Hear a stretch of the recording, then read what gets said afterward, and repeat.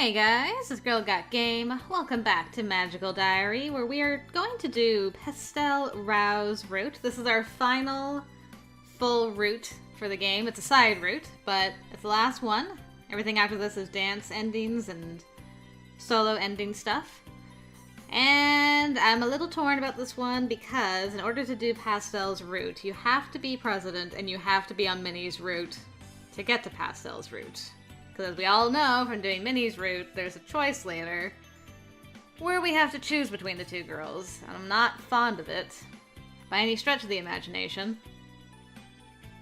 So what I've done is I've actually played through a good portion of it, and this is the first time that we run into Pastel as president. But I've done a few save files so we can skip some of the stuff in between, because I really don't... I want to see as little of Minnie heartbreak as possible, because I'm going to feel bad for her anyway. And, yeah, I mean, that's really the main reason. Ugh.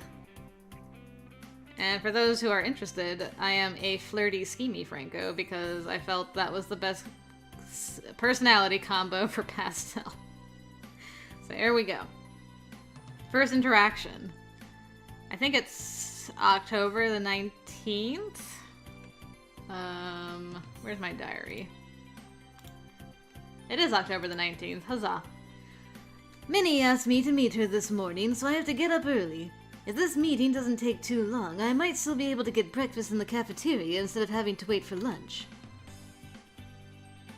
I wander down to Butterfly Hall and knock on the door as I was told to. The door opens, and a girl steps out. Yes?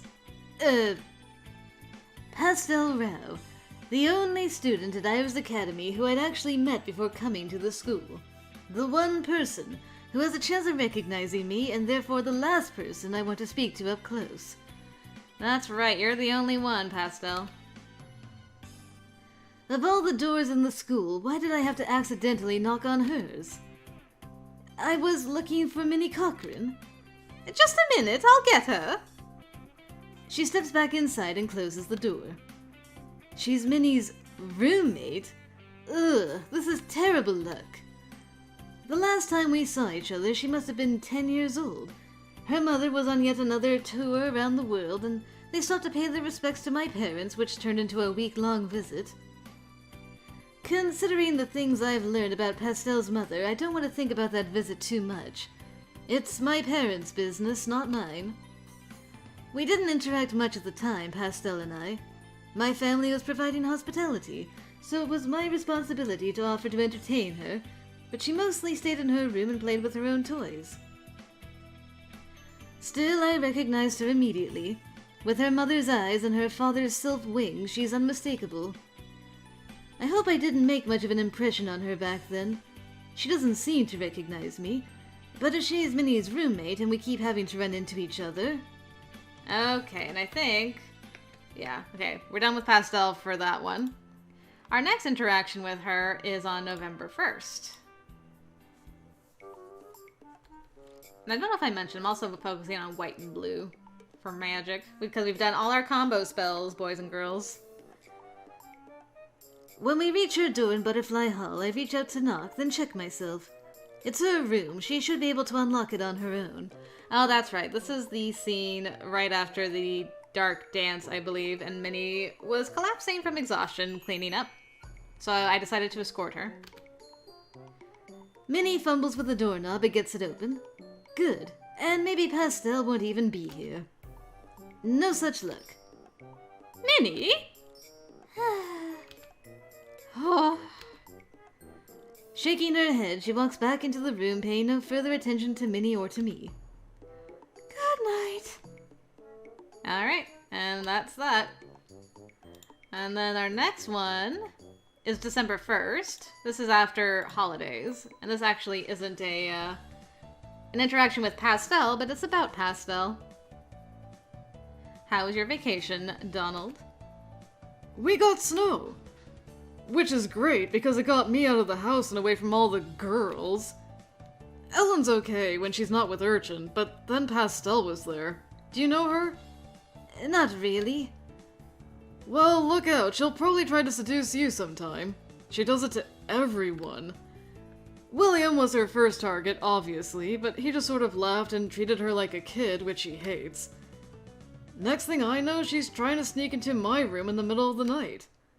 Did you let her? In my parents' house? Besides, that's not the kind of thing I'm looking for. I want a girlfriend who likes me, not one who'll take anybody that's around. You don't have to have a relationship to have fun with someone. If she's up for it and you're up for it. Not my style. So after that, I kept my door locked. Alright, and that was everything about Pastel. I realized I should probably look back at those journal entries. We had October 19th. Let's go back there first, see if we wrote about her. No. And then November 1st was the next one. Sleepless Nights? No mention of Pastel in that either. He's being very careful. Let's see. And then today. Alright, here's our first mention of Pastel. Students are arriving back at the school. Donald talked about how Pastel stayed with his family for Thanksgiving break, and that her flirting made him uncomfortable. Alright, what's our next one? In the library. This is a fun one. I'm absorbed in my work, so I see no reason to bother Ellen. Someone else has other ideas. Ellen? Are you busy? I'm studying. She keeps her voice low, but I can still hear them. Why don't you take a break and come back to my room for a while? Then we can, you know. Didn't we have a lot of fun last time? Come on, your hands are crying out for it. Well, maybe a little won't hurt. But we can't do this all the time. Right. With secretive smiles, they slink out of the library together. Pastel and Ellen? I must be misinterpreting. That doesn't seem like her style. I think.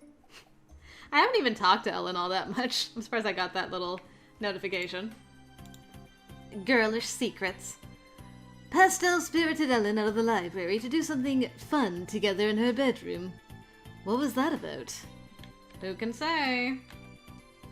Alright, our next one, I think this is outside their room again.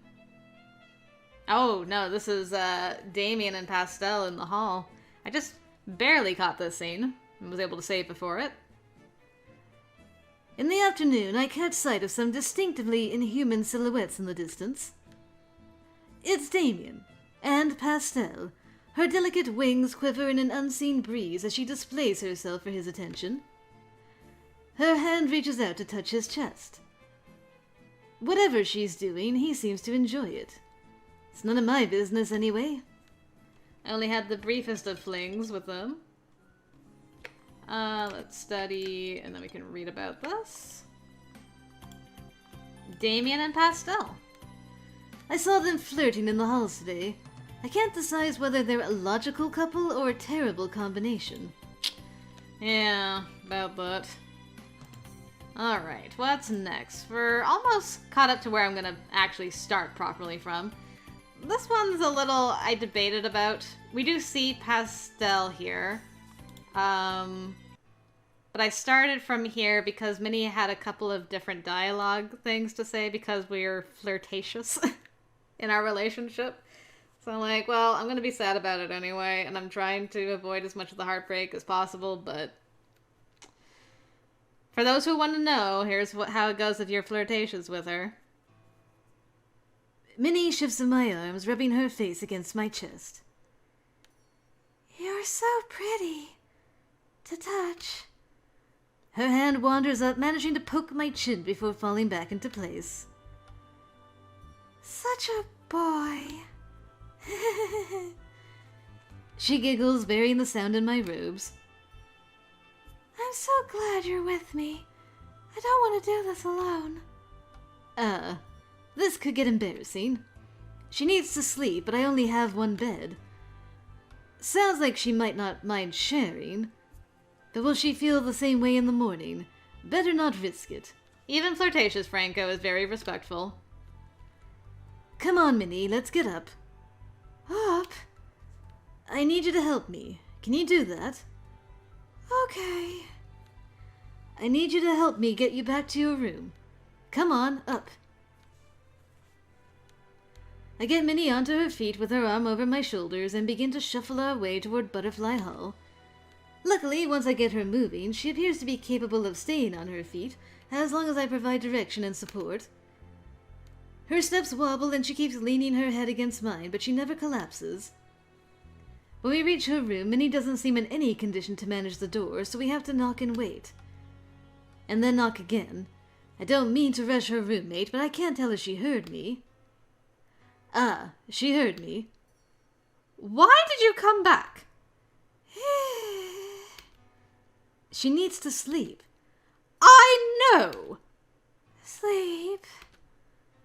She staggers through the door. She probably won't even remember this in the morning. Sorry for waking you up. I told her she can't get to bed before midnight. She should just stay gone. She goes back into her room and slams the door shut. I flinch at the noise. A lot of people aren't at their best in the middle of the night. I'd better get out of here before anyone else wakes up angry. I return to my room, close the door, and try to settle back into my bed. Minnie is probably sound asleep by now without a care in the world. From the way Pastel reacted, this isn't the first time Minnie's disturbed her night by coming back late. And how many times has she chosen to stay gone? Why did she come to my room? What did she mean about Jacob? I'll have to talk to her later and hope that Pastel was wrong about her not remembering anything. Alright, so we're gonna skip. We're gonna play. I don't have a lot of money, so probably... Oh, we actually won some money. Hooray. Not that that's gonna carry over, because I have a couple more things to load. But I want to read about this in the diary. Minnie's collapse. I found Minnie passed out asleep, leaning against my door in the middle of the night. She didn't make much sense. She cuddled up to me, but said she could only trust Jacob. I took her back to her room, where Pastel was angry about having her sleep interrupted. Alright. And then we have 2 more. And then we're all caught up. This is Valentine's Day cards. I think I automatically bought Minnie a card. Excuse me! The next student steps up to my table, apparently annoyed at my inattention. Sorry for the wait. I'm sorry about last week as well. It's an unlucky coincidence that I keep annoying this girl. I hope you managed to get back to sleep all right after I brought Minnie back. That was you? Oh, maybe she didn't get a good look at me in the dark. Anyway, I don't want to make everyone wait. Do you want to order a Valentine? She stares at me, blinking. I wait, but she's not saying anything. If you haven't made up your mind yet, do you want to wait by the side here so I can help someone else? As soon as you're ready, I can take your order. Right. But instead, she walks away from the table completely. Maybe she wants to order from a different class instead. She's popular and known to be a flirt. She probably has trouble deciding which people should receive Valentines. For me, I think one is enough trouble. Oh, you say that, Franco, but you about to break this poor girl's heart. She don't deserve it. Oh yeah, I also started the book club on this route. And Minnie agreed immediately because I was on her path, which was interesting. I'm gonna study with Minnie and then read about Valentines. Okay, so we didn't talk about the pastel thing. I don't think. Okay, there is actually something. The student council took orders for Valentine's today, and Jacob made it clear that Minnie was hoping to receive one from me. He and Minnie are childhood friends, but not romantically connected. He worries about her and wants her to be happy. I also had another run-in with Pastel, who probably dislikes me by now. We could have only hoped. Unfortunately, this is where it really starts to go south. Someone is knocking on my door. Pastel? Ah, good morning. Were you looking for Minnie? No, I know where she is. I was looking for you. Pay? I knew you looked familiar. Get in here! In a panic, I grab her shoulders and pull her into my room. My, how forceful! You certainly have grown since we were children. You remember that, don't you? What do you want? Who says I want anything? Maybe I'm just here to catch up on old times. I don't believe that. Of course you don't. You don't want anyone to know who you are, right? Not even Minnie. If you're here to blackmail me, get to the point. Fine. You want me to keep your secret. I want you to make me feel special. Talk to me. Hold doors for me. Pay attention to me like I was your girlfriend. Minnie is my girlfriend. She doesn't have to know. The maple ceremony is tomorrow, isn't it? So treat me. What do you mean, treat you? Serve me first. Put hearts on my pancakes. Call me princess. Well, it's a little strange, but it doesn't do any harm, does it? Besides, Possum did tell us that as officers we shouldn't serve our sweethearts. Fine. Oh, good. She blows a kiss at me. See you later. With a skip in her step, she leaves my room. That was odd, but what should I do for classes this week? Doop-a-doop-a-doop. Moving on with my life. Getting my blues up. I might just get 2 things to 100. Alright, now we're just starting off again. So yeah. I mean, there are some scenes that we've done before, but this is really properly the beginning of Pastel's route, so I think we should start here. After class, I report to the gym to help Minnie and the sophomore class officers set up long tables in the gym for the pancake supper. Each table gets a cloth, each section gets a pitcher of water to share and a vase of spring daffodils for decoration. Each seat gets silverware and napkins and a cup. No plates. The plates are waiting on the stage where the kitchen staff are making the pancakes. Each student will have a chance to go up, receive a plate, decorate it with maple syrup, and then deliver it to someone else. You take the boys, we'll take the girls. 2 equal lines and mix up the ages as much as possible so people can mingle. Right. Leaving the seats closest to the stage for ourselves, we usher all the students into the room. Once they're seated, the officers go up to the stage to receive our pancakes and begin the distribution of food. I pour out the syrup in the shape of a heart on top of the pancakes and carry it to Pastel's seat. Here you are, princess. My hero. After that, I take my seat and the next student along goes up to perform the same task. A few minutes later, Pastel arrives at my side bearing her own stack of pancakes. Here you are, my lord. She winks at me and I quickly take the plate from her hands, hoping no one heard that. I'm not sure what Pastel's game is, and I eye the pancakes nervously for a moment before deciding that I'm making too much of nothing. No sense passing up maple syrup over paranoia. Everyone around me is laughing and talking with more camaraderie than the average cafeteria meal. I suppose this ceremony has its merits. Also, the pancakes are nice. Can't go wrong with pancakes.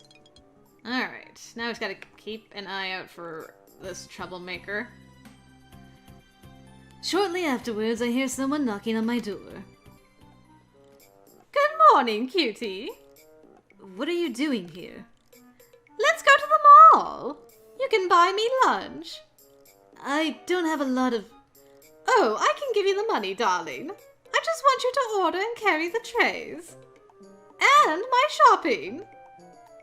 Fine. Minnie's probably busy with her study club anyway. All the way on the trip to the mall, Pastel chatters about what she's been doing in classes this week, while I try to ignore her thigh pressing against mine. These vans have never been roomy, but they've never felt quite so cramped. Once we're in the mall itself, Pastel pauses at the entrance to stretch and sparkle, drawing a number of admiring eyes. Then, without asking, she attaches herself to my arm. Where should we go? Why are you asking me? This wasn't my idea. She pouts. Right, we're going to look at clothes. She pulls me into a store where she spends what seems like hours picking out dresses, blouses, and skirts, trying them on and showing them off to me. For each outfit, I am required to tell her how good she looks. Which, for almost everything, is pretty good. She's an attractive girl. At least until she manages to find a bulky lime green sweater. I am not an expert on American fashion, but to me it's an eyesore. Suggest something else. You know, I don't think that sweater really suits you. You're too pretty to be drowned out by green fuzz. Aw, you're so sweet. The shopping continues, although with very little purchasing involved. When Pastel said I had to carry her shopping, I was picturing one of those movie scenes where the boyfriend ends up staggering around under a stack of boxes and walking into walls because he can't see where he's going. But the only thing Pastel buys is one tiny little vial of perfume, which she insists on receiving a bag for, then hands the bag to me to carry, even though the bottle is so small that she could have simply tucked it into a pocket. Mostly, she seems to be here for the experience of trying on clothes. When she finishes with each outfit, she hangs it back up again so neatly that you'd never realize it had been worn. Not a wrinkle out of place. I suppose there's not much point in having a large wardrobe while we're at a school that requires its own uniforms. After she tires of fashion, Pastel leads the way to the food court where she picks a table to sit at. She then hands me $20 and instructions on what food she wants me to bring back to her. She kindly grants me permission to feed myself with the remainder of the money. I carry the tray back to her table, careful not to spill anything, and sit across from her. I'm reluctant to get too close. But she smiles and thanks me and takes her food, chirping away about her week's classes and who was making eyes at whom during the pancake supper. She doesn't try to touch me or do anything inappropriate, unless I let my attention wander away from her, and then she kicks me under the table. A couple of older guys from Iris Academy notice me and Pastel sitting together. One smirks and says something to his friends that I can't hear, but apparently made them laugh. Another glares at me for no clear reason. We're not even doing anything. We're just having lunch. So why do I feel guilty? It's just another piece of misdirection, no different than what I've been doing at school all along. It's all worth it to keep my secret. I'm so schemy and so flirty, though. I'm so proud of myself that I managed to toe the line between the two. Alright, let's read about it. Identity uncovered. What I was afraid of has happened. Pastel recognized me. In exchange for keeping my secret, she wants me to make her feel special. So far, her only request has been that I serve her pancakes. Alright, I didn't write about the pancake ceremony there. Shopping with Pastel. Pastel insisted on going to the mall with me. We had lunch, and she made me watch her try on clothes and carry her shopping, even though she only bought one tiny thing. And we're continuing on. What's gonna happen this time? In the morning, someone knocks on my door. Oh, it's Minnie. Oh, good. Good old Mins. Get to break her heart soon enough. Spring break is when it all goes down. This is when we make the choice. It's gonna happen.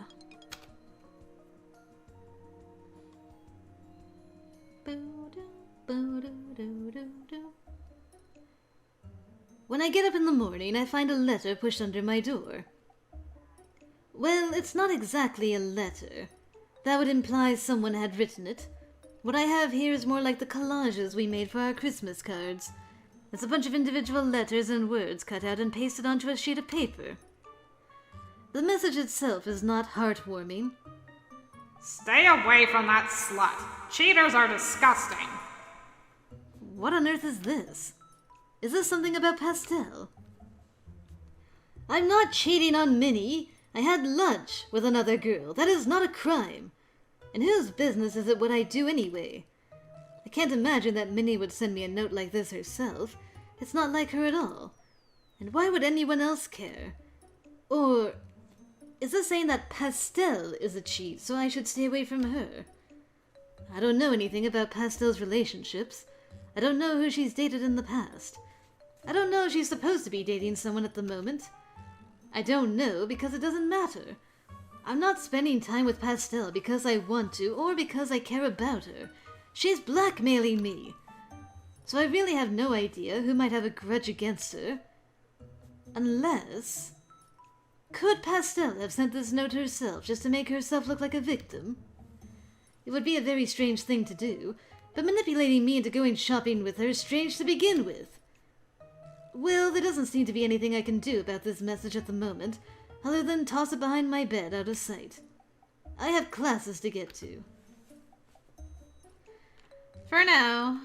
While you can, Franco, while you can. Ah, the truest lover. That's not us. Here we go. Well, hello there, handsome. Hi, Pastel. You can do better than that. Oh, fine. Hello, Pastel. Lovely to see you. How was your day? Very nice, thank you. I had an idea. What's that? We should go to the play together next week. I can't. I have plans with Minnie already. Well, you could break them. Tell her you changed your mind, then go with me instead. No! What? I'm doing what you want so you keep my secret and don't ruin my relationships with other people. Well, what do you think would happen to my relationship with Minnie if I cancelled on her and then showed up with you? If you make her hate me anyway, there's no point. Fine, be that way. Ooh, I've got an idea. What is it? Well, you don't want Minnie to see you sitting with me at the play, right? So why don't we have a little tete-a-tete? You can cancel your date with Minnie and come spend time with me in private. Nobody has to know. What does she even want from me? Is she really so attracted to me that she wants to lure me off somewhere? Think about it. I'll remind you later. She sways off, her wings leaving a breeze in her wake. I am wondering with all the Minnie relationship notifications that are going off if maybe I could have got away with just being friends with Minnie so I'd feel less like a dirty, rotten, no good cheat. And then pursue Pastel, but I don't know. I feel like Pastel kind of thrives off the fact that we are going out with her. There are no stairs out of this dungeon. You must accomplish a task in order to succeed. One of the red dwarves has been taken captive. Find and return him safely to his companions. Be warned that magic may prove unreliable. The voice fades away. So I have to help these dwarves. Will they help me? I wanted to do the mysterious voice to cheer myself up. I hope y'all don't mind. I don't think that works. No. No. No. Well, maybe.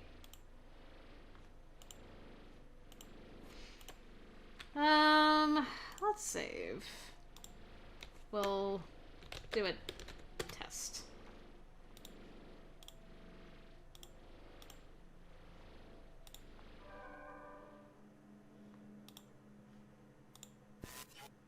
No.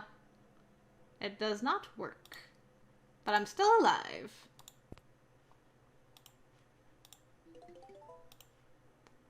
Still alive. Still alive.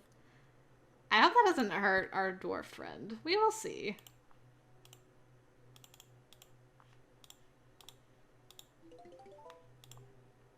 The wall.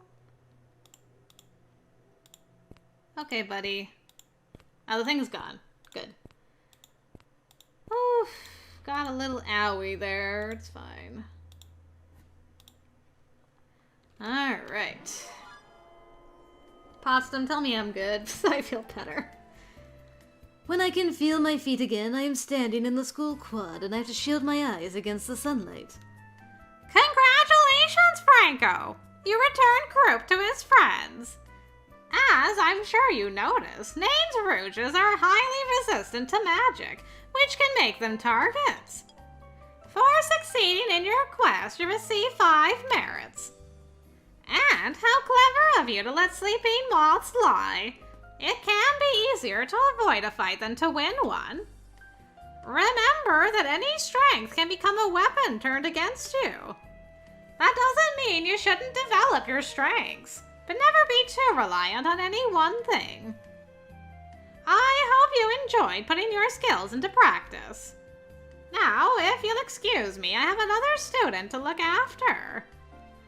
Looks like I'm finished for the day. Thank goodness. At least some things are going right. I mean, the pastel route is going right. I'm just... not happy about it. Okay. Let's see. Mysterious message. I received a cut and paste note warning me to stay away from someone, possibly Pastel, but it's all very unclear. Who sent the note, and what business is it of heirs? And Pastel's proposition? Pastel tried to convince me to go to the spring play with her instead of Minnie. When I refused, she suggested she would accept a private encounter instead. What does she want from me? Well, we're gonna find out next time.